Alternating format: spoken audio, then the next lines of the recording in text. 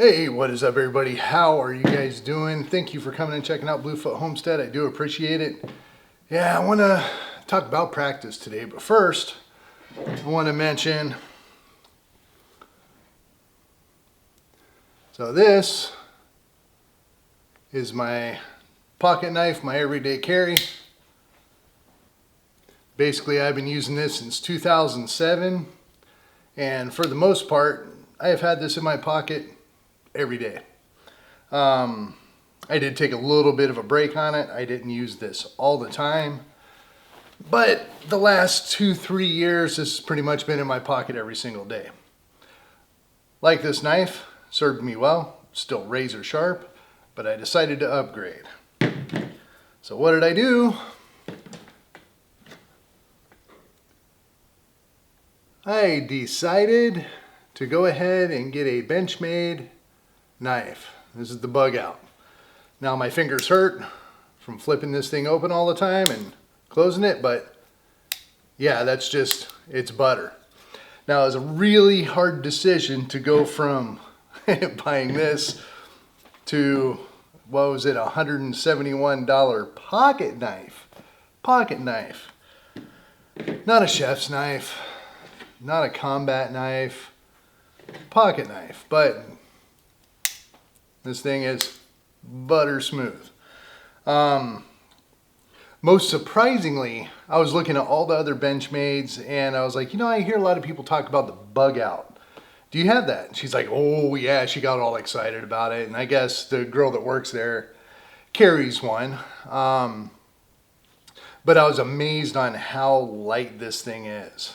Now to have it in your pocket all the time, this thing, it weighs you down. This Winchester, I mean, this is like pure steel. I mean, it's heavy. See, compared to, well, I don't know if you can really tell, but I have to admit, it might be money worth spent getting a good pocket knife. So anyway, into my pocket it goes and into my pocket it lives. But today I want to talk about cooking. Yeah, cooking. I'm not going to do a big cooking demonstration or anything like that for you, even though I thought about doing it. But I just made something yesterday, and it lasts a couple days. Throw it in the fridge, it's good to go. And it's basically a tuna pasta, kind of like a tuna salad, if you will. And it has very basic ingredients. It's got olive, tuna, and pasta. Now you can add whatever you want on top of that. I put a little mayonnaise in it, a little bit of seasoned spice, herbs, stuff like that. And it's absolutely delicious. Now, when I learned to cook, I learned in an old school Italian restaurant.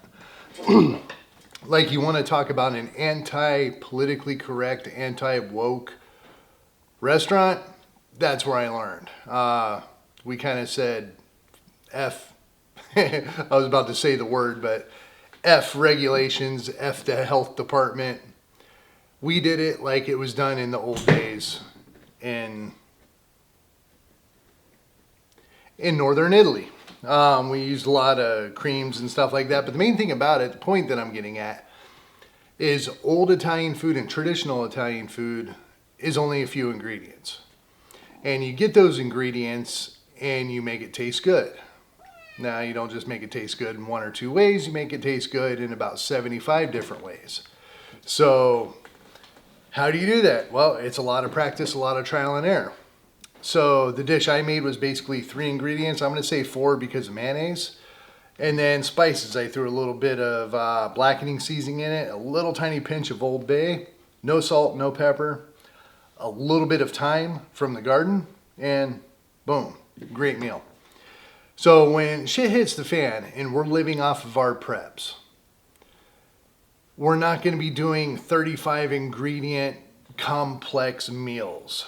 You know, we got some canned stuff, we got some rice, we got some freeze-dried mashed potatoes, we got this, we got that, whatever. You know what you have in your pantry. I know what I have in my pantry.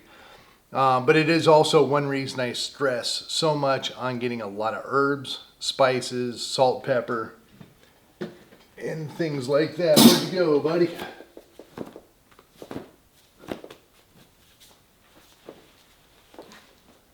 And that wasp flew behind me and disappeared. No idea where it went, so Yeah, I'm gonna try to make this short. I don't like losing track of them. But yeah, try to get 3 ingredients out of your prepper pantry and make something delicious. Try tomatoes, corn, and maybe potatoes or something like that. Maybe even get some of your family members to say, okay, pick out 3 random dishes and get your family together, get everybody involved. Think of different ways that you can make this taste good. And make it a palatable depression SHTF meal. Practice. I kind of challenge you on this.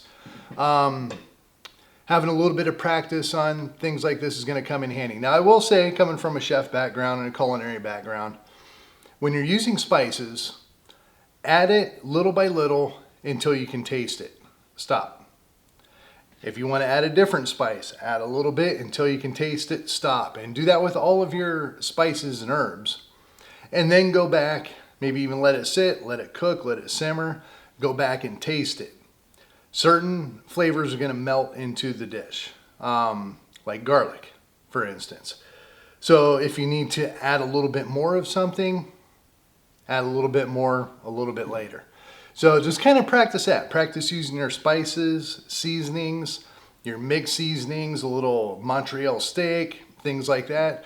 Practice using those in a little bit different way than you might normally use it. Have you tried Montreal steak on potatoes? Fry them up. They're freaking delicious. So yeah, I'll go ahead and leave it with that. Practice cooking. Practice cooking for SHTF. Not for pleasing everybody. Not for impressing your family. All right, I'll leave it at that. I will talk to you guys next time. All right, until then, peace.